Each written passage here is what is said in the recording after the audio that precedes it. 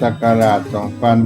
2569 ณ พระอุโบสถวัดสลีโซดา พระอารามหลวง จังหวัดเชียงใหม่ เชิญท่านผู้ใจบุญทั้งหลายร่วมเป็นเจ้าภาพรูปละ 2,500 บาท หรือตามกำลังเจตนาศรัทธาที่จะได้ร่วมบุญกันณโอกาสนี้ก็ขอประชาสัมพันธ์บอกบุญกับทุกท่าน ขออนุโมทนาล่วงหน้าของทุกท่านได้ประสบความสุขความเจริญได้ร่วมเป็นเจ้าภาพบวชเณรบวชพระในปีพุทธศักราช 2569 ครับวัดสลีโซดาพระอารามหลวงโครงการพระธรรมจาริกในปีนี้ทุกท่านทุกคน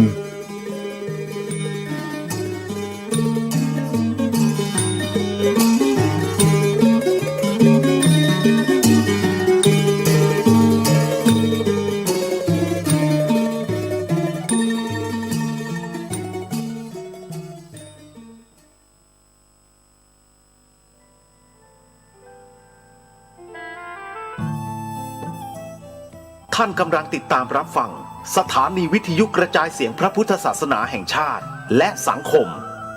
คลื่นเพื่อการศึกษาพระพุทธศาสนาและวัฒนธรรมระบบ FM 104.5 เมกะเฮิรตซ์รายการต่อไปเป็นรายการคดีโลกคดีธรรมขอกราบถวายความนอบน้อมแด่พระรัตนตรัยถวายความเคารพพระมหาเถระพระเถรานุเถระทุกท่านขอเจริญสุขญาติโยมสาธุชนที่กำลังติดตามรับฟังรายการจากสถานีวิทยุแห่งนี้ทุกท่านขอนำท่านผู้ฟังเข้าสู่รายการคดีโลกคดีธรรมพบกันในวันนี้วันแรม7 ค่ำเดือน 8วันนี้ตรงกับวันจันทร์ที่ 6 กรกฎาคมพระพุทธศักราช 2569 รายการคดีโลกคดีธรรมมีให้ท่านผู้ฟังติดตามรับฟังเป็นประจำทุกวันทางสถานีวิทยุแห่งนี้ท่านสามารถดาวน์โหลดแอปพลิเคชันวิทยุพุทธศาสนาทั่วไทยเพื่อติดตามรับฟังรายการนี้และรายการธรรมะสาระดีๆจากสถานีวิทยุพระพุทธศาสนาแห่งชาติจังหวัดต่างๆทั่วราชอาณาจักรได้ทางแอปพลิเคชันดังกล่าวนี้วันนี้รายการคดีโลกคดีธรรมขอประชาสัมพันธ์ข่าวงานบุญให้พวกเราได้มีส่วนร่วมในเบื้องต้นวันที่15ถึง24 กรกฎาคมนี้ขอเรียนเชิญเจริญพรญาติโยมสาธุชนกราบนิมนต์พระคุณเจ้าร่วมงานปฏิบัติธรรมอยู่ปริวาสกรรมบวชเนกขัมมะณวัดศรีอุดมวงศ์ตำบลศรีสงครามอำเภอวังสะพุงจังหวัดเลยติดต่อสอบถามรายละเอียด089-840-4968เสร็จจากงานวัดศรีอุดมวงศ์ก็มีงานบุญต่อเนื่องคืองานทำบุญ100 วันพระครูจริยสารธรรมอดีตเจ้าอาวาสวัดป่าจริยธรรมและอดีตเจ้าคณะอำเภอนาด้วงที่วัดป่าจริยธรรมตำบลนาดอกคำอำเภอนาด้วงจังหวัดเลยในวันที่25-26 กรกฎาคมนี้กำหนดการคร่าวๆก็คือเช้าวันที่25 กรกฎาคมจะมีการบวชนาคอุปสมบทเป็นพระ3 รูปใครที่จะร่วมงานบวชขอให้ทุกท่านเดินทางไปที่วัดป่าจริยธรรมแต่เช้าเลย นะแล้วเดี๋ยวเตรียมจดเบอร์โทรศัพท์สอบถามว่าการอุปสมบทจะไปใช้ภัตตสีมาหรืออุโบสถที่ไหนอย่างไรเดินทางไปยังไงเดี๋ยวทางเจ้าหน้าที่จะแจ้งบอกให้นะโยมนะ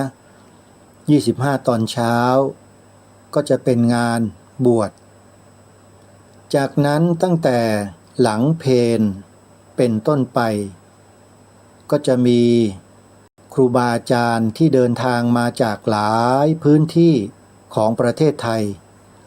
โดยเฉพาะผู้อำนวยการสถานีวิทยุพระพุทธศาสนาที่เป็นเครือข่ายของวัดป่าจริยธรรมก็จะเดินทางมาร่วมกิจกรรมแล้วก็ผลัดกันขึ้นแสดงธรรมกันตั้งแต่ช่วงบ่ายเป็นต้นไปจนกระทั่งถึงรุ่งเช้าอีกวันหนึ่งเรียกว่าในงานเนี่ยมีการแสดงธรรมทั้งกลางวันแล้วก็กลางคืนไปตลอดทั้งคืนและในงานนี้ก็คงหนีไม่พ้นท่านพระครูดมวรานุวัตรก็จะได้มาช่วยกำกับเวทีและธรรมาสน์ให้ครูบาอาจารย์ท่านได้รับความสะดวกในการขึ้นแสดงธรรมเหมือนเดิมอาตมาภาพก็จะอยู่ช่วยกิจกรรมกับพระครูดมวรานุวัตรไปจนกระทั่งถึงเวลานั่นแหละโยมเวลาไหนที่ง่วงก็ต้องพักอาตมาคงจะสู้พระครูดมไม่ได้นะโยมนะเพราะพระครูดมท่านเนี่ยกำลังใจท่านแข็งแกร่งมากแล้วก็มีกำลังวังชาดีอาตมานี่ไม่ค่อยจะดีเท่าไหร่สู้ท่านพระครูดมไม่ได้ก็เลยต้องพักผ่อนบ้างโยมไม่เช่นนั้นก็คงจะแย่เพราะว่าต้องมีภาระมีกิจจะต้องเดินทางต่อนะ25 ถึง 26นะโยมนะงานทำบุญ100 วันวัดป่าจริยธรรมสำหรับท่านใดที่จะโทรศัพท์เข้ามาสอบถามรายละเอียดต่างๆหรือจะโทรเข้ามาร่วมเป็นเจ้าภาพงานบวชทำบุญกันเทศถวายพระถวายภัตตาหารเช้าภัตตาหารเพลในงานดังกล่าวเพื่อทำบุญอุทิศให้กับพระครูจริยสารธรรมแล้วก็หลวงพ่ออำนาจสุจิตโตซึ่งเป็นบิดาแท้ๆของพระครูจริยธรรมก็สามารถร่วมบุญกันได้โทรศัพท์เข้ามาที่หมายเลข0 8 7 6 6 4 7 3 7 2 0 8 7 6 6 4 7 3 7 2เป็นเบอร์โทรของคุณเกรียงไกรนะโยมนะเพิ่งเป็นน้องชายของท่านพระครูจริยสารธรรมโยมก็สอบถามรายละเอียดต่างๆได้เลยจากนั้นในเดือนสิงหาคมก็มีงานทำบุญ100 วันท่านพระครูสมุวิทยากิติยาโนเจ้าสำนักสงฆ์ศรีกาญจนารามตำบลคลองตะเกราอำเภอท่าตะเกียบจังหวัดฉะเชิงเทราซึ่งถือว่าเป็นญาติในส่วนของอาตมาคือเป็นหลวงน้าครูบาอาจารย์ท่านใดที่รู้จักนะครับประชาสัมพันธ์แจ้งให้ทราบว่าจะมีการทำบุญ100 วันพระครูสมุวิทยากิติยาโนแหวนะครับที่สำนักสงฆ์ศรีกาญจนารามตำบลคลองตะเกราอำเภอท่าตะเกียบจังหวัดฉะเชิงเทราในวันที่2 สิงหาคมตรงกับวันอาทิตย์สิงหาคมนะครับ2 สิงหาคมที่สำนักสงฆ์ศรีกาญจนารามอำเภอท่าตะเกียบจังหวัดฉะเชิงเทราก็ขอเรียนเชิญเจริญพรญาติโยมที่มีความรู้จักมักคุ้นเป็นลูกศิษย์ก็ดีเป็นญาติก็ดีก็ไปร่วมงานโดยพร้อมเพรียงกันจากนั้นก็ขอเชิญชวนญาติโยมชาวรายการคดีโลกคดีธรรมที่ติดตามรับฟังรายการมาโดยตลอดขอเชิญมีส่วนร่วมเป็นเจ้าภาพสร้างศาลาปฏิบัติธรรม ที่สวนป่าสามัคคีธรรมตำบลบ้านผืออำเภอจอมพระจังหวัดสุรินทร์ที่อาตมาภาพเป็นเจ้าของเป็นผู้ดูแลรับผิดชอบร่วมกันท่านใดจะมีส่วนร่วมก็ขอเชิญชวนทุกท่านร่วมทำบุญเป็นเจ้าภาพในการจัดสร้างได้นะอาตมาภาพก็จะได้ให้ญาติโยมได้ทำบุญเป็นกองทุนต่างๆตามที่ได้กำหนดไว้ก็คือพื้นศาลา240ตารางเมตรให้โยมทำบุญตารางเมตรละ500 บาทหลังคา280ตารางเมตรให้ทำบุญตารางเมตรละ500 บาทเช่นกันส่วนท่านใดจะเป็นเจ้าภาพเสาศาลาทั้งหมด14ต้นนะเป็นเจ้าภาพต้นละ 10,000 บาทรวมทั้งรากฐานทั้งหมดไปจนกระทั่งถึงยอดเสานะในจำนวนกองทุน 10,000 บาทต่อ1ต้นก็ขอเรียนเชิญเจริญพรร่วมบุญกันได้นะโยมตามกำลังศรัทธาก็ได้ท่านใดที่จะทำบุญสร้างศาลาสามารถโอนปัจจัยเข้ามาร่วมบุญได้ที่ธนาคารไทยพาณิชย์เลขบัญชี114214987ชื่อบัญชีพระปลัดนรงฤทธิ์หรือท่านใดจะโอนปัจจัยทำบุญมาทางพร้อมเพย์สามารถโอนเข้ามาได้ที่หมายเลข092-662-6935อนุโมทนาบุญกับญาติโยมทุกท่านนะโยมนะอาตมายังต้องหาปัจจัยมาใช้จ่ายในการสร้างศาลาหลังนี้อีกเป็นจำนวนไม่น้อยนะถ้าเราได้ร่วมด้วยและช่วยกันให้ต่อเนื่องนะโยมอาตมาเชื่อว่าสิ่งที่เรา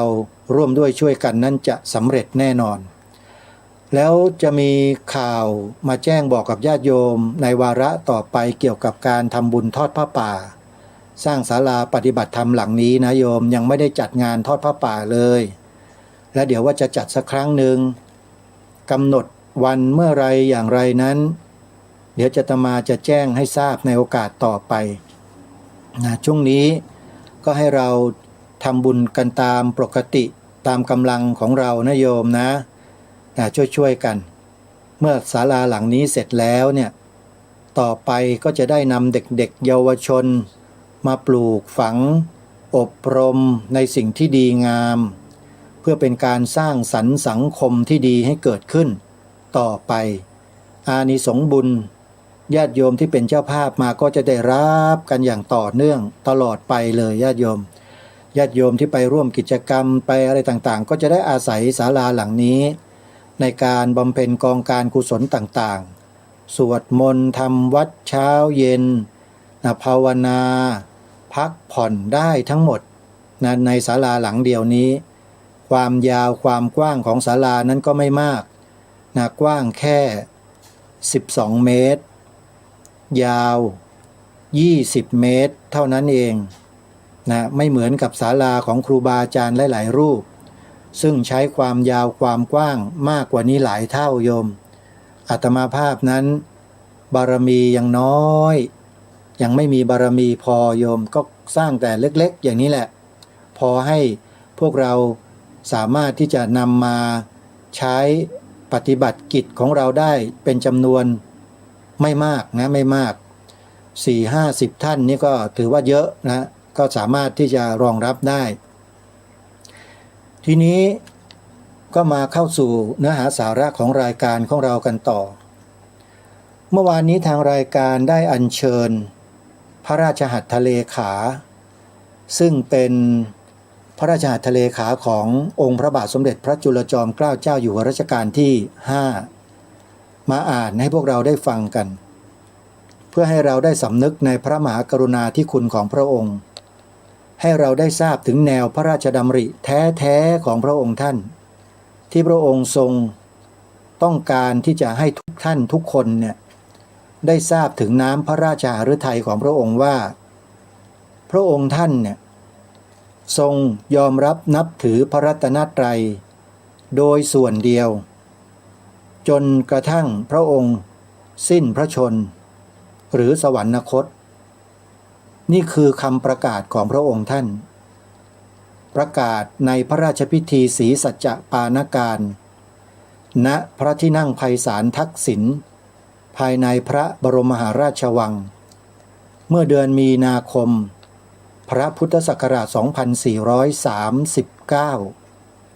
ก่อนที่พระองค์จะเสด็จพระราชดำเนินประพาสยุโรปเพื่อให้พระบรมวงศานุวงศ์ข้าราชบริพารและประชาชนคนไทยในยุคนั้นเนี่ยให้สบายใจได้ในพระราชปฏิญาณของพระองค์นี้3 ข้อซึ่งเมื่อวานนี้ได้อ่านให้ญาติโยมได้ฟังกันไปนะในวันนี้ก็จะขออัญเชิญพระราชดำรัสซึ่งเป็นพระราชหัตถเลขาอีกหนึ่งพระราชหัตถเลขาของพระองค์ท่านที่พระองค์ได้ทรงมีพระราชหัตถเลขาถึงเซอร์เอ็ดวิลอาร์โนนซึ่งเป็นชาวต่างประเทศที่เกี่ยวกับพระราชศรัทธาของพระองค์ที่มีต่อพระพุทธศาสนาเราลองมาฟังกันดูนะว่าพระองค์ท่านทรงมีพระราชหัตถเลขาหรือจดหมายถึงเซอร์เอ็ดวินอาร์โนเนี่ยไว้อย่างไรพระองค์ทรงมีพระราชหัตถเลขาว่าพระราชบิดาของฉันได้ทรงสละเวลาเป็นส่วนใหญ่ในการศึกษาและคุ้มครองศาสนาของชาติส่วนฉันได้ขึ้นครองราชย์ในขณะอายุยังน้อยจึงไม่มีเวลาที่จะเป็นนักศึกษาอย่างพ่อฉันเองมีความสนใจในการศึกษาหนังสือหลักธรรมต่างๆสนใจที่จะคุ้มครองศาสนาของเราและต้องการที่จะให้มหาชนทั่วไปมีความเข้าใจถูกต้องดูเหมือนว่าถ้าชาวยุโรปเชื่อในคำสอนของคณะมิชชันนารีว่าศาสนาของเราโง่งมงายและชั่วทรามคนทั้งหลายก็จะต้องถือว่าพวกเราเป็นคนโง่งมงายและชั่วทรามไปด้วยฉันจึงรู้สึกขอบคุณบรรดาบุคคลเช่นท่านเป็นตัวอย่างที่สอนชาวยุโรปให้ความคารวะแก่ศาสนาของเรานี่คือพระราชดำรัสซึ่งเป็นพระราชหัตถเลขาหรือลายมือของพระบาทสมเด็จพระจุลจอมเกล้าเจ้าอยู่หัวอีกหลักฐานสำคัญหลักฐานหนึ่งที่เราจะต้องหาความสามารถของเราเองเนี่ยนำสิ่งเหล่านี้มาถ่ายทอดให้กับพี่น้องคนไทยของเราให้ได้มากที่สุดเพื่อให้รู้ภูมิหลังของชาติตัวเองว่ามีความเป็นมาเป็นไปอย่างไรและพระประมุขของแผ่นดินคือองค์พระมหากษัตริย์ในอดีตได้ทรงมีแนวพระราชดำริหรือความคิดของพระองค์เนี่ยลึกๆเนี่ยอย่างไรเราสามารถศึกษาดูได้จากพระราชหัตถเลขาที่ทรงมีต่อผู้คนต่างๆดังตัวอย่างที่อัญเชิญมานี้นี่แหละคือของจริงญาติโยมทางรายการพยายามที่จะเสาะหาหลักฐานและข้อมูลเหล่านี้มานำเสนอต่อพวกเราเพื่ออะไรเพื่อให้เราได้สำนึกในพระมหากรุณาธิคุณสำนึกในความเป็นชาติไทยของเรา ความเป็นคนไทยของเราเนี่ยให้หนักแน่นยิ่งขึ้นไม่ให้พวกเราเนี่ยไหลลอยไปตามกระแสที่มีคนเขานำมาใส่ให้เราถ้าเราไม่หนักแน่นเราก็จะไหลไปตามกระแสเหล่านั้นเหมือนอย่างผู้คนในสังคมทุกวันที่เป็นนี่แหละเทคโนโลยีสมัยใหม่อะไรที่มันใหม่อะไรที่มันทันสมัยอะไรที่มันเร็วอะไรที่มันด่วนวิ่งไล่คว้าหากันมาเสร็จแล้วก็เอามาใช้ทำอะไรสร้างความบันเทิงสร้างความสุขความสนุกสนานรื่นเริงบันเทิงใจให้กับตัวเองแต่หารู้ไม่ว่านั่นคือการหล่อเลี้ยงกิเลสให้เจริญในใจของตัวเองไม่รู้ตัวนี่คือสิ่งที่น่าเป็นห่วงอนาคตของชาติที่ถูกครอบงำด้วยสิ่งเหล่านี้ทีนี้เรามาวิเคราะห์กันสักนิดหนึ่งถึงพระราชหัตถเลขาความตอนเนี้ยอาตมาภาพจะขอโอกาสขออนุญาตครูบาอาจารย์นะครับเพื่อให้ญาติโยมของเราเนี่ยได้มีความเข้าใจในพระราชหัตถเลขาความตอนนี้ให้ชัดเจนและถูกตรงมากยิ่งขึ้นโดยเฉพาะประโยคแรกที่พระองค์ทรงตรัสบอกว่าพระราชบิดาของฉันพระราชบิดาของพระองค์ก็คือองค์พระบาทสมเด็จพระจอมเกล้าเจ้าอยู่หัวรัชกาลที่4ที่เราได้สดับรับฟัง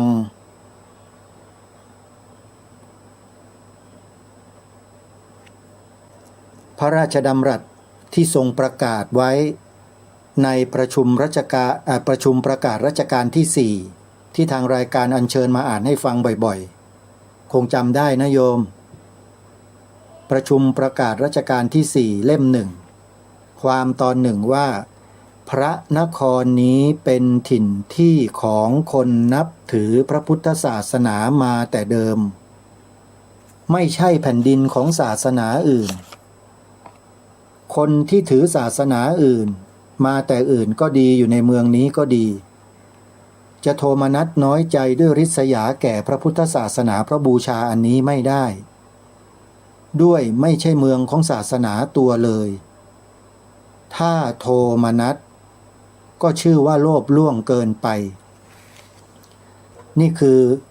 พระราชดำรัสประกาศของรัชกาลที่4ถือเป็นกฎหมายสูงสุดของประเทศซึ่งมีมาแล้วและยังคงอยู่จนถึงวันนี้ท่านผู้ฟังเพราะฉะนั้นเมื่อเราจะสืบแนวพระราชดำริของพระองค์รัชกาลที่5ต่อไปเราก็ต้องทราบภูมิหลังด้วยอาตมาก็เลยอัญเชิญให้ทุกท่านได้สดับรับฟังกันอีกครั้งหนึ่ง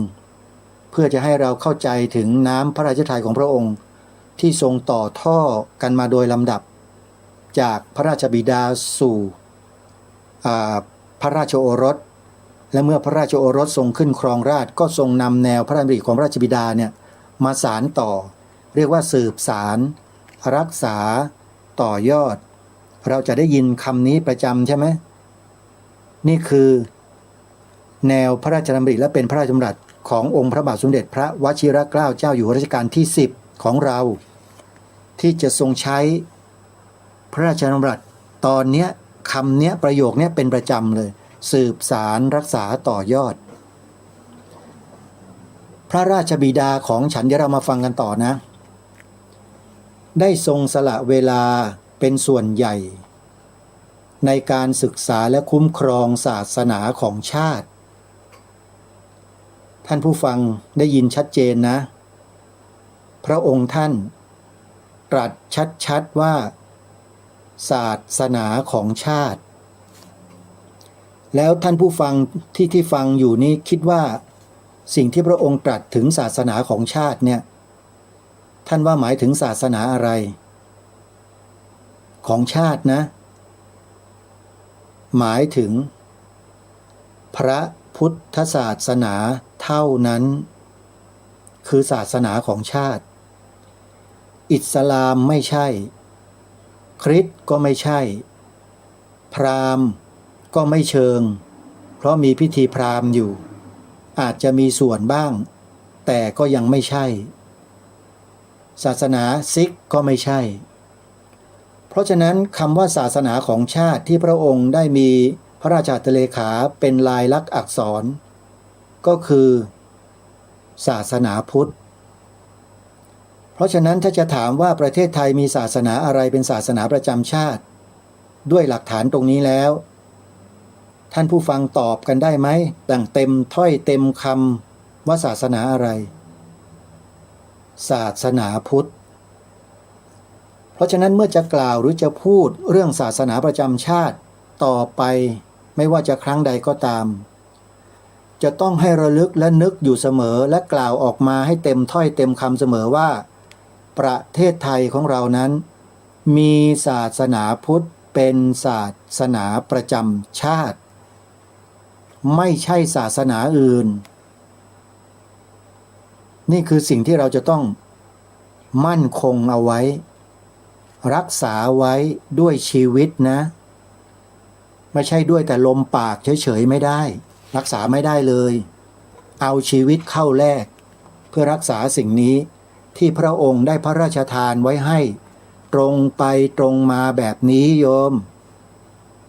ไม่ใช่ศาสนาอื่นนะ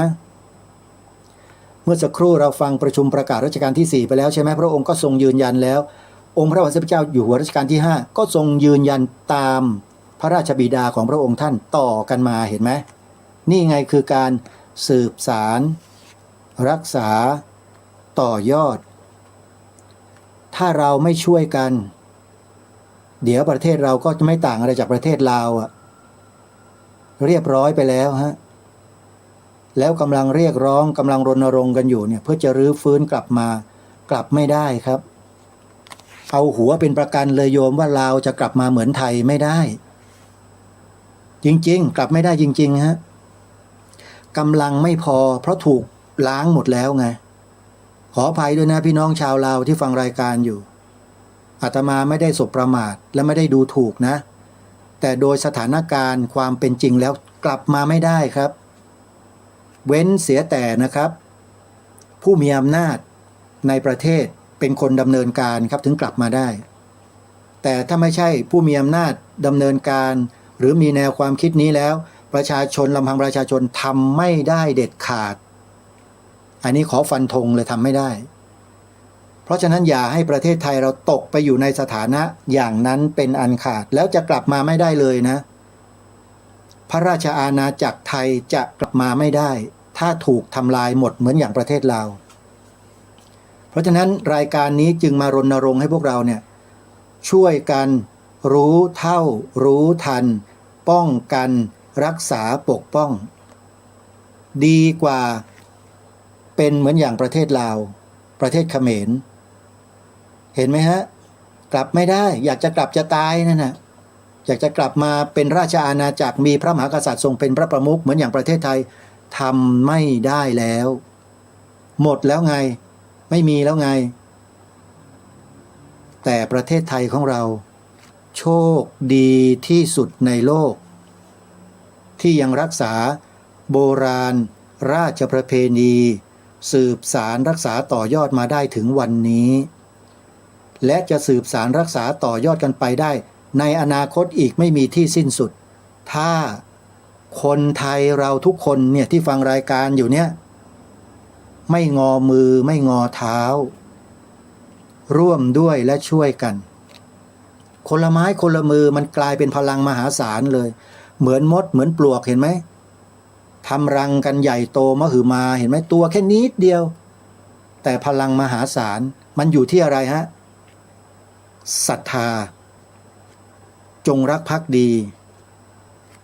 มีน้ำใจต่อกันนี่แหละสำคัญที่สุด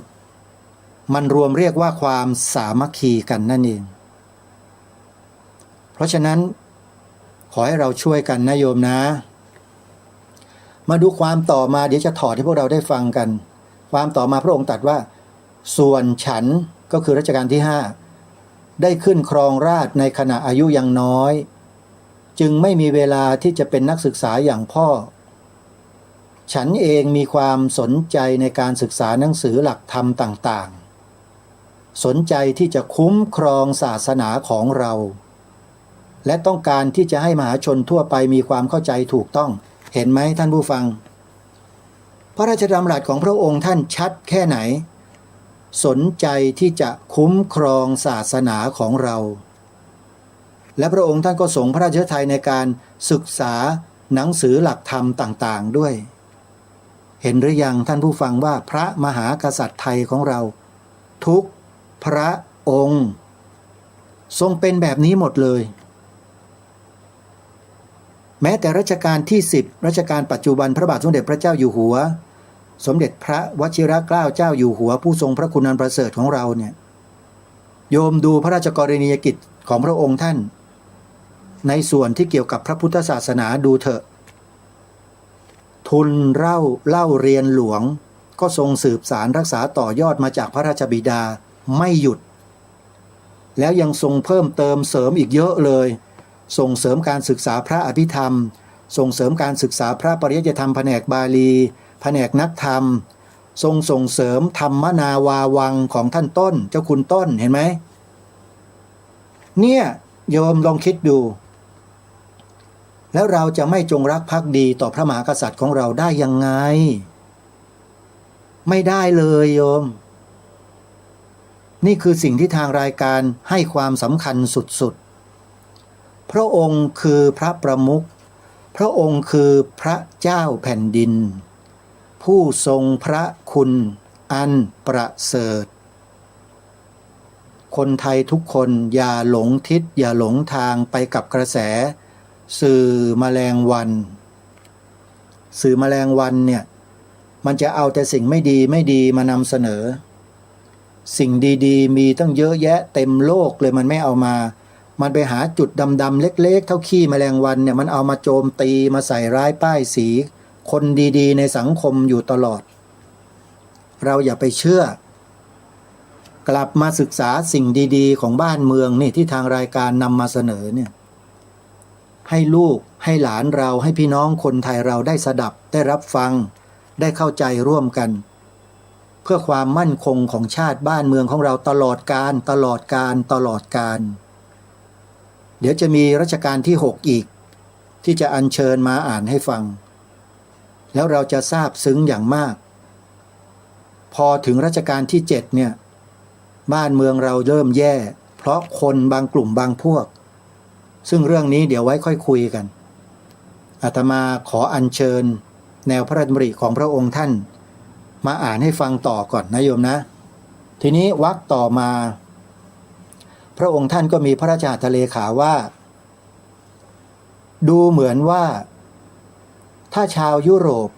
เชื่อในคำสอนของคณะมิชชันนารีว่าศาสนาของเราโง่งมงายชั่วทรามคนทั้งหลายก็จะต้องถือว่าพวกเราเป็นคนโง่งมงายและชั่วทรามไปด้วยฉันจึงรู้สึกขอบคุณบรรดาบุคคลเช่นท่านเป็นตัวอย่างที่สอนชาวยุโรปให้ความคารวะแก่ศาสนาของเราตรงนี้หมายความว่าพระองค์ท่านทรงขอบคุณเซอร์เอ็ดวินอาร์โนที่นำคำสอนของพระพุทธเจ้าเนี่ยไปเผยแพร่ในประเทศของเขาจนชาวยุโรปเนี่ยเข้าใจหลักของศาสนาพุทธแล้วทำให้ชาวยุโรปที่เคยเชื่อพวกคณะมิชชันนารีที่โจมตีพระพุทธศาสนาของเรามาโดยตลอดนะเขาไม่เชื่อพวกมิชชันนารีเหล่านั้นต่อไปอีกแล้วเพราะเมื่อได้มาศึกษาหลักธรรมคำสอนของพระพุทธเจ้าแล้วชาวยุโรปเหล่านั้นเข้าใจอย่างถ่องแท้แล้วก็ให้ความเคารพต่อพระสัมมาสัมพุทธเจ้าต่อหลักธรรมคำสอนต่อศาสนาของพวกเราคือศาสนาพุทธมากยิ่งขึ้นพระองค์ท่านก็ทรงขอบคุณเซอร์เอวินอาร์โนเห็นไหมมิชชันนารีคณะมิชชันนารีโจมตีพระพุทธศาสนาและพวกเราที่นับถือเนี่ยไอ้พวกโง่งมงายพวกเลวทรามพวกนั้นน่ะมันด่าพวกเราในอดีตนะปัจจุบันก็ยังมีอยู่แต่มันไม่ออกวิทยุไม่ออกเสียงไม่ออกมา ในสื่อต่างๆหรอกเพราะมันโดนโจมตีหนักไงทุกวันนี้ชาวยุโรปก็โจมตีกันเองเต็มไปหมดแล้วนะแต่อาตมาทราบข้อมูลมาว่าศาสนสถานของพวกเขาอะที่อยู่ในยุโรปอเมริกาเนี่ยนะรกร้างว่างเปล่าไม่มีการทำพิธีอะไรในศาสนาอีกแล้วโยมเพราะคนรุ่นใหม่ไม่เอาไงเขาเลิกนับถือกันแล้วพระเราที่ไปเผยแผ่พระศาสนาก็ให้ญาติโยมเนี่ยช่วยกันเซ้งภาษาบ้านเราก็เรียกว่าเซ้งคือซื้อเลยซื้อโบสถ์มาแล้วเอามาสร้างเป็นวัดในพระพุทธศาสนากันเพียบเลยเต็มไปหมดเลยโยมในอเมริกาในยุโรปเนี่ยวัดไทยเราเนี่ยคือโบสถ์เก่าของคริสต์ทั้งนั้นนั่นแหละคือสิ่งที่เกิดขึ้นเห็นไหม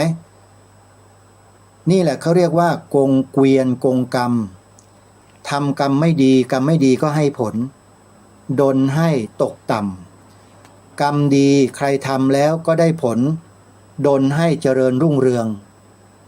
นี่คือคำสอนของพระสัมมาสัมพุทธเจ้าเพราะฉะนั้นพระราชดำรัสหรือแนวพระดำริตรงนี้จึงบ่งบอกอะไรๆที่เกี่ยวกับความเป็นประเทศไทยของเราอย่างชัดเจนจึงขอให้พวกเราเนี่ยภูมิใจตัวเราเองกันเถอะที่เราเกิดมาเป็นมนุษย์ได้นับถือพระพุทธศาสนาได้ศึกษาและปฏิบัติตามหลักธรรมคำสอนจนเกิดความรู้และความเข้าใจ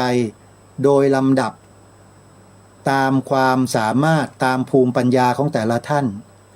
ล้วนแล้วแต่เป็นประโยชน์หมดเลยทุกระดับนี้เป็นประโยชน์หมดไม่ว่าจะเป็นระดับล่างระดับกลางระดับสูงหมายถึงภูมิปัญญานะเป็นประโยชน์ทั้งหมดเลยญาติโยมเพราะฉะนั้นเมื่อมาถึงตรงนี้แล้วเนี่ยพวกเราท่านทั้งหลายพระเถรานุเถระและก็ญาติโยมพุทธบริษัททั้งหลายเราจะยอมใจกันได้หรือยังที่เราจะช่วยกันรณรงค์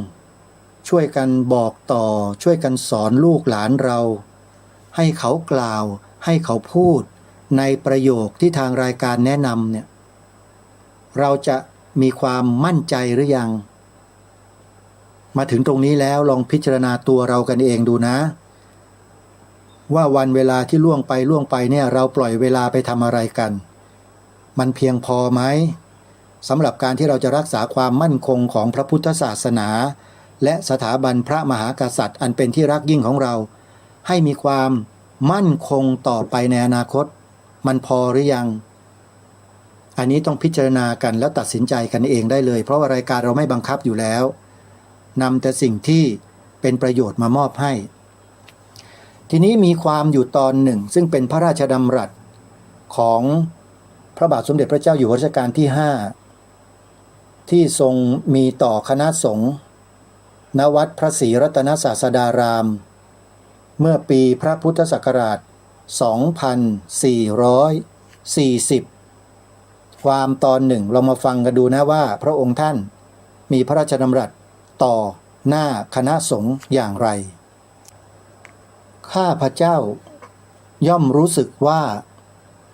เป็นหน้าที่ของข้าพเจ้าที่จะต้องทำนุบำรุงพระพุทธศาสนาซึ่งเป็นสิ่งคู่กับพระราชอาณาจักรให้ดำเนินไปในทางวัฒนาถาวรพร้อมกันทั้งสองฝ่ายท่านสาธุชนผู้ฟังทุกท่านพระราชดำรัสตรงนี้เนี่ยบ่งบอกให้เห็นอะไรให้เห็นถึงน้ำพระราชาฤทัยของรัชกาลที่5ที่พระองค์ทรงตรัสต่อหน้าของคณะสงฆ์เพื่อเป็นการยืนยันถึงแนวพระราชดำริของพระองค์ท่านอย่างชัดเจนว่าพระองค์ท่านต้องทำนุบำรุงพระพุทธศาสนาซึ่งเป็นสิ่งคู่กับพระราชอาณาจักรก็หมายความว่าเป็นศาสนาประจำชาติไทยของเรานั่นเองญาติโยมความหมายตรงนี้หมายถึงตรงนี้นะไปตีความอย่างอื่นไม่ได้เลยศาสนาพุทธเป็นศาสนาประจำชาติไทยของเราเท่านั้นให้ดำเนินไปในทางวัฒนาถาวรพร้อมกันทั้งสองฝ่ายคือฝ่ายศาสนจักรและฝ่ายราชอาณาจักรคือทั้งบ้านเมืองด้วยและทั้งศาสนาต้อง เจริญวัฒนาถาวรพร้อมกันไปเห็นหรือยังไม่ใช่เจริญแต่ทางโลกอย่างเดียววิ่งไปหาทางโลกกันหมดทิ้งศาสนาของชาติตัวเองไปเลยไม่ได้เด็ดขาดใครที่กำลังทำตัวแบบนี้อยู่ให้รู้ไว้ด้วยว่าเป็นการกระทำที่ไม่เหมาะสมและก็ไม่ถูกต้องตรงตามแนวพระราชดำริขององค์พระประมุขของแผ่นดินที่ทรงสืบสารรักษาต่อยอดสิ่งเหล่านี้กันมาและพวกเราจะต้องกลับมาช่วยกันให้เข้มแข็งเหมือนเดิมใครจะว่ายังไงก็ช่างเถอะนะอาตมามีความมั่นใจว่าสิ่งที่เรากล่าวสิ่งที่เราพูดสิ่งที่เราทำกันอยู่เนี่ยเป็นแนวพระราชดำริทำตามแนวพระราชดำริขององค์พระมหากษัตริย์ของเราอย่างแท้จริงถ้านอกจากนี้แล้วไม่ใช่ในเรื่องเดียวกันนะในเรื่องเดียวกันเนี้ยถ้าเป็นอย่างอื่นแล้วไม่ใช่ต้องอย่างนี้เท่านั้นทีนี้มีพระราชดำรัสอีกอันหนึ่งซึ่งตราเป็นกฎหมายเลย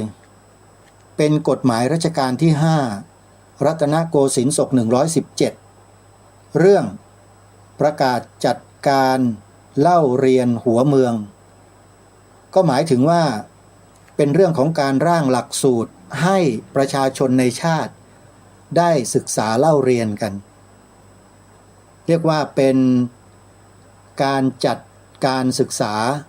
ให้แก่ประชาชนในชาติเป็นครั้งแรกเมื่อรัตนโกสินทร์ศก117ลองมาฟังกันดูนะว่ากฎหมายฉบับนี้มีความตอนหนึ่งว่าอย่างไรประชาชนในสยามราชอาณาจักรนี้ย่อมเป็นผู้นับถือพระพุทธศาสนาโดยมากพุทธศาสนิกชนในพระราชอาณาจักรย่อมได้สดับตรับฟังพระสัทธรรมซึ่งสมเด็จพระบรมศาสดาสัมมาสัมพุทธเจ้าบัญญัติสอนไว้เป็นวิถีทางสัมมาปฏิบัติจากพระภิกษุสงฆ์ซึ่งมีอยู่ในสังฆารามทั่วพระราชอาณาจักรแลได้ฝากบุตรหลานเป็นศิษย์เพื่อให้ร่ำเรียนพระบรมพุทโธวาทแลวิชาซึ่งจะให้บังเกิดประโยชน์กล่าวคือวิชาหนังสือเป็นต้นในสำนักพระภิกษุสงฆ์เป็นประเพณีสืบมาแต่โบราณกาลบัดนี้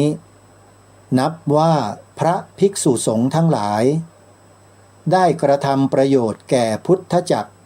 และพระราชอาณาจักรทั้งสองฝ่ายเป็นอันมากเมื่อพระบาทสมเด็จพระเจ้าอยู่หัวทรงพระราชปรารภถึงการที่จะทำนุบำรุงประชาชนทั้งหลายให้ตั้งอยู่ในสัมมาปฏิบัติและให้เอื้อเฟื้อในการที่จะศึกษาวิชาอันเป็นประโยชน์เพื่อจะให้ถึงความเจริญยิ่งขึ้นโดยลำดับจึงทรงพระราชดำรัสเห็นว่าไม่มีทางอย่างอื่นจะประเสริฐยิ่งกว่าจะเกื้อกูลพระภิกษุสงฆ์ทั้งหลายโดยพระราชทานพระบรมราชูปถัมภ์ให้มีกำลังสั่งสอนธรรมปฏิบัติและวิชาความรู้แก่พุทธศาสนิกชนบริบูรณ์ยิ่งขึ้นกว่าแต่ก่อนเห็นหรือยังท่านผู้ฟังว่าองค์พระมหากษัตริย์ไทยของเราทรงให้ความสำคัญต่อพระภิกษุสงฆ์เพียงใดและในสมัยนี้องค์พระมหากษัตริย์ไทยของเราก็ยังคงทรงให้ความสำคัญต่อพระภิกษุสงฆ์อยู่เพียงนั้นเหมือนเดิมทุกประการเลยและแถมอาจจะยังดีกว่าสมัยก่อนๆด้วยซ้ำไปนี่คืออะไรท่านผู้ฟังคือน้ำพระราชหฤทัยของพระมหากษัตริย์ที่ทรงสืบสารรักษาต่อยอดโบราณราชประเพณีของแผ่นดินเอาไว้มาจนถึงรุ่นพวกเราความจงรักภักดีที่เราจะต้องมีต่อองค์พระมหากษัตริย์นั้นจึงปฏิเสธไม่ได้เป็นอันขาด เราจะต้องยิ่งจงรักภักดีให้มากยิ่งขึ้นเพราะในเมื่อพระองค์ทรงสืบสารรักษาต่อยอดแนวพระราชดำริของพระราชบิดาก็ดีของพระราชไอยิกาคือปู่ของพระองค์ท่านและพระราชสกุลทั้งหลายทั้งปวงพระราชบรรพบุรุษทั้งหมดมาอย่างนี้ด้วยแล้วเนี่ยพวกเราคนไทยจะต้องยิ่งจงรักภักดีเป็นการให้พระกำลังใจพระองค์ท่านเข้าใจคำนี้ไหมโยมจงรักภักดีเพื่อเป็นการให้พระกำลังใจของพระองค์ท่านเข้มแข็งยิ่งขึ้นพระองค์ท่านทรงกำลังต้องการกำลังใจของพวกเรานะอาตมาขอบอกเลยและถ้าพวกเราปวกเปียกเดินเหมือนกับเด็กทารกอยู่อย่างเงี้ยจะเป็นกำลังใจให้พระองค์ได้ยังไงมันต้องเข้มแข็งสิมันต้องต่อสู้ต้องมั่นใจต้องมีกำลังใจในการรักษาสืบสารและต่อยอดตามพระองค์ท่านนี่พระราชดำรัสและพระราชาทะเลขาของล้นเกล้ารัชกาลที่5ซึ่งทรงเป็นต้นแบบในการทำนุบำรุงส่งเสริมพระพุทธศาสนามาปรากฏให้แก่พวกเราได้ยินได้ฟังกันอย่างชัดเจนแบบนี้เห็นไหมโยมนี่คือสิ่งที่พวกเราจะต้องสืบสารรักษาและต่อยอดกันต่อไปอย่านิ่งดูดายนะโยมนะรายการคดีโลกคดีธรรมเนี่ยเป็นเพียงแค่สื่อกลางให้พวกเราพิจารณาและตัดสินใจกันชาติบ้านเมืองจะอยู่รอดปลอดภัยจะเจริญมั่นคงหรือไม่มันอยู่ที่พวกเราคนไทยทุกคนไม่ใช่คนใดคนหนึ่งไม่ใช่คณะใดคณะหนึ่งทั้งนั้นแต่เป็นหน้าที่ของทุกคนเลยขอฝากไว้นะยังไม่หมดนะโยมแนวพระราชดำริของรัชกาลที่5ยังมีอีกหนึ่งเดี๋ยวจะอัญเชิญมาอ่านจะทันไหมเนี่ยเวลาจะหมดแล้วนะขออ่านแล้วกันนะโยมอันนี้เป็นเรื่องของกระทรวงศึกษาธิการนำมาเผยแพร่นะฮะเป็นแนวพระราชดำริของ9รัชกาลองค์พระบาทสมเด็จพระจุลจอมเกล้าเจ้าอยู่หัวทรงมีแนวพระดำริอย่างไรลองฟังกันดูนะการสอนศาสนาในโรงเรียนทั้งในกรุงและหัวเมืองจะต้องให้มีขึ้นให้มีความวิตกไปว่าเด็กชั้นหลังจะห่างเหินจากการศาสนาจนเลยเป็นคนไม่มีธรรมในใจมากขึ้นเมื่อเป็นเช่นนั้นจะถือว่าเหมือนอย่างทุกวันนี้คนที่ไม่รู้อะไรก็มีมากต่อไปภายหน้า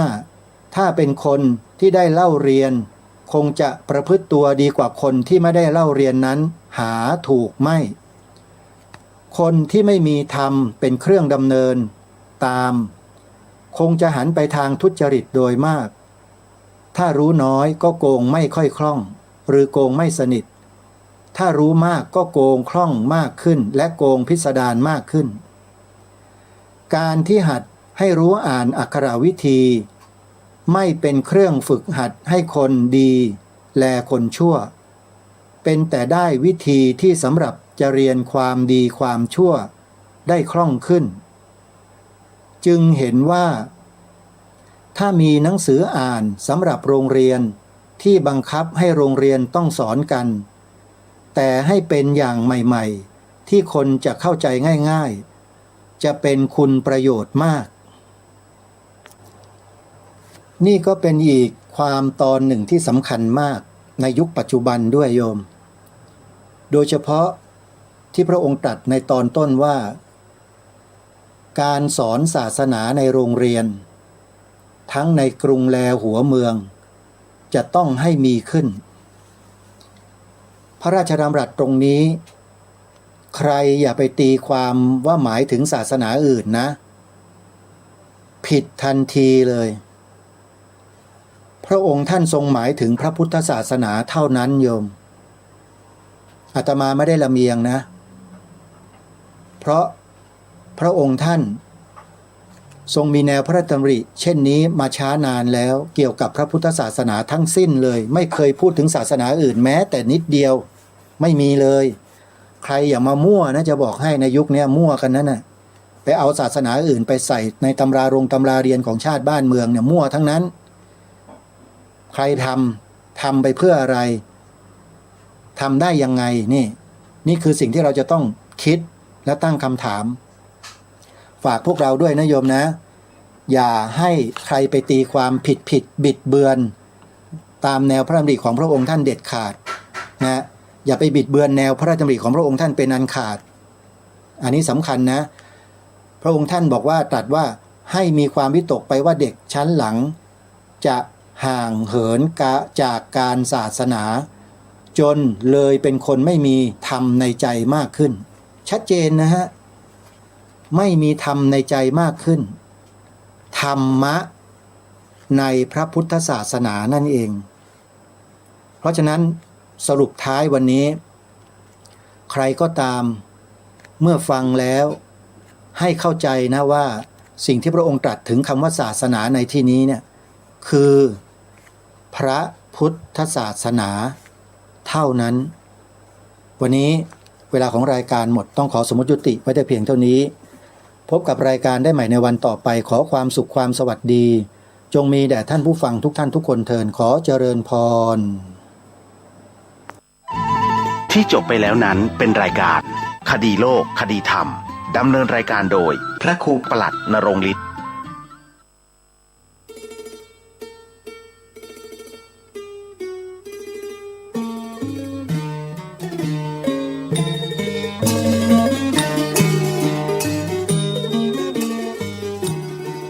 การบรรพชาอุปสมบทในปีนี้ในโอกาสนี้ขอเจริญพรเชิญชวนพุทธศาสนิกชนทั้งหลายได้ร่วมบุญบรรพชาอุปสมบทราษฎรบนพื้นที่สูงประจำปีพุทธศักราช 2569 ปีที่ 61 ในโครงการพระธรรมจาริกได้บรรพชาอุปสมบทจำนวน 193 รูปถวายเป็นพระราชกุศลสมเด็จพระนางเจ้าสิริกิติ์พระบรมราชินีนาถพระบรมราชชนนีพันปีหลวงในวันที่ 12 กรกฎาคม พุทธศักราช 2569 ณ พระอุโบสถวัดเบญจมาบพิตรดุสิตวนาราม กรุงเทพมหานคร และวันที่ 13 กรกฎาคม พุทธศักราช 2569 ณ พระอุโบสถวัดสลีโสดา พระอารามหลวงจังหวัดเชียงใหม่เชิญท่านผู้ใจบุญทั้งหลายร่วมเป็นเจ้าภาพรูปละ 2,500 บาทหรือตามกำลังเจตนาศรัทธาที่จะได้ร่วมบุญกันณโอกาสนี้ก็ขอประชาสัมพันธ์บอกบุญกับทุกท่านขออนุโมทนาล่วงหน้าของทุกท่านได้ประสบความสุขความเจริญได้ร่วมเป็นเจ้าภาพบวชเณรบวชพระในปีพุทธศักราช 2569 กับวัดสลีโสดาพระอารามหลวงโครงการพระธรรมจาริกในปีนี้ทุกท่านทุกคน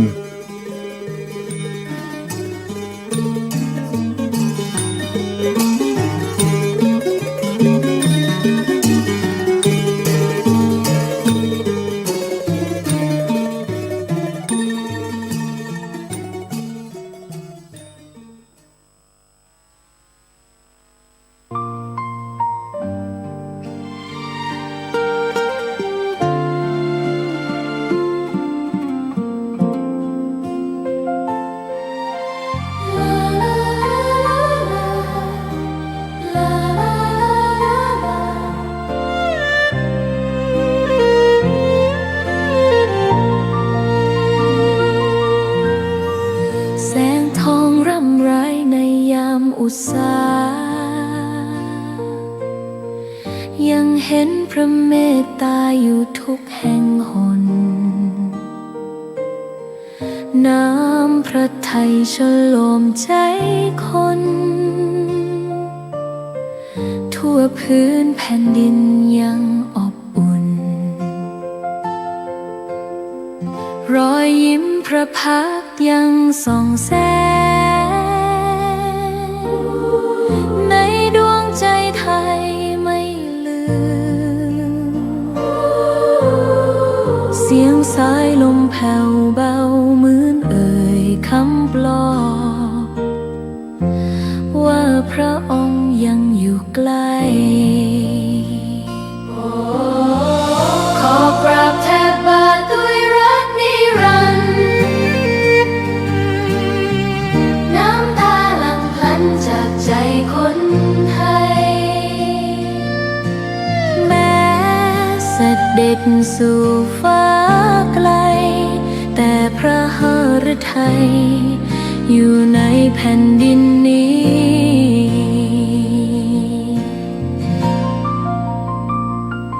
สวนดอกไม้ยังบานดังวันเก่าราวกับเจ้าดอกไม้รู้ว่าพระองค์จากไปแต่กลิ่นหอมยังพัดผ่านใจให้ระลึกถึงพระเมตตาแผ่นดินนี้ยังส่องสว่างด้วยพระคุณอันยิ่งใหญ่ขอเดินตามรอยเท้าแห่งพระแม่ไปด้วยศรัทธาไม่เสื่อมคลายขอกราบแทบบาทด้วยรักนิรันดร์น้ำตาหลั่งพลันจากใจคนไทยแม้เสด็จสู่ฟ้าไกลแต่พระหฤทัยอยู่ในแผ่นดินนี้ดวงใจไทยทุกดวงขอพักดีขอถวายรักนี้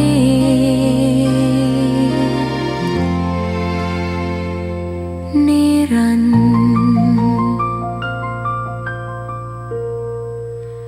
แด่พระพันปีหลวง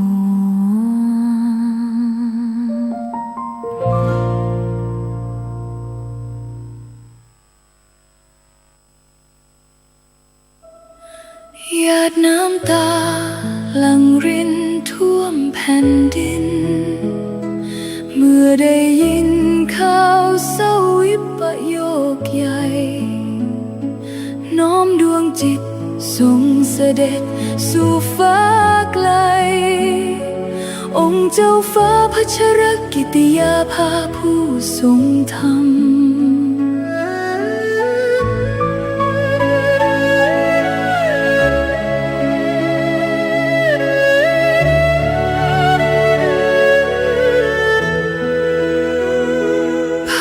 พระองค์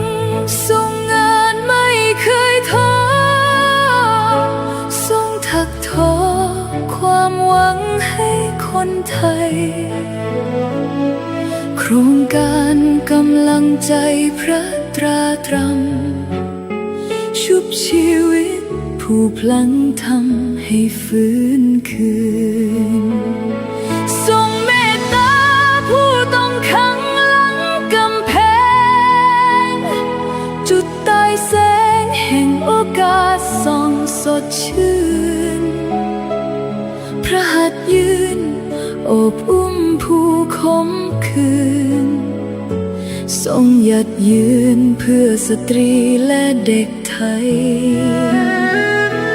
นักกฎหมายผู้ยึดมั่นความยุติธรรมทรงน้อมนำพระปรีชาอันยิ่งใหญ่เพื่อปวงชนพ้นทุกสุขเกรียงไกรจารึกไว้ในแผ่นดินไม่เลือนลางพระคุณงามความดีที่ทรงสร้างเป็นแนวทางส่องสว่างไม่จืดจางขอ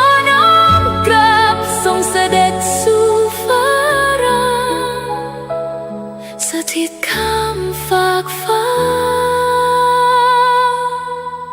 ชั่วนิรันดร์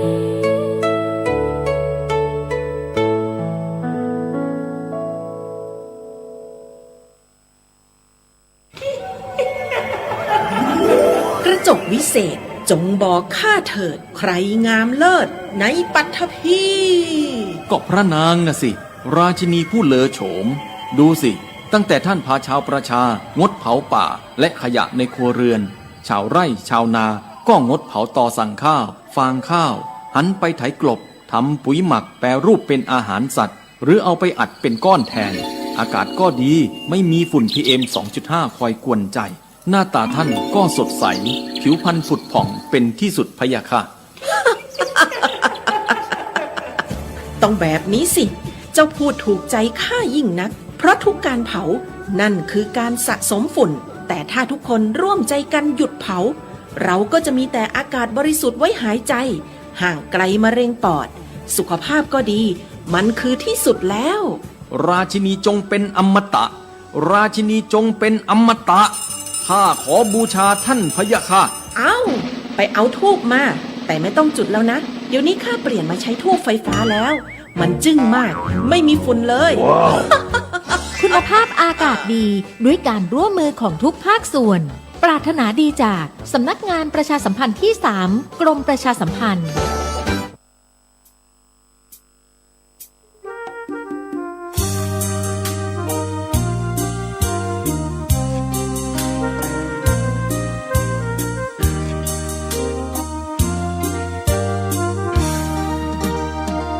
กราบเท้าคุณพ่อ ลูกขอให้หยุดดื่มเหล้าอย่ามัวแต่เมาดื่มเหล้าเล่นการพนันคนเขาดูถูกว่าพ่อขี้เกียจทำงานชาวบ้านรังเกียจเดียดฉันต่างประจานคุณพ่อสิ้นดีสงสารคุณแม่ลำบากแท้หาเงินมาให้ได้มาเท่าใดพ่อใช้จนหมดไม่มีขัดสนจนยากลำบากคนแค้นเต็มทีอนาคตของลูกริบหรีความหวังที่มีมืดมนพ่อดื่มสุราเหมือนกินน้ำตาของแม่พ่อจะฐานะเราแย่หากไม่แก้ความจนแม่เตือนพ่อด่าตบตีแม่เสียจนชอกช้ำระกำมองมนซ้ำถูกคนเขานินทากราบเท้าคุณพ่อ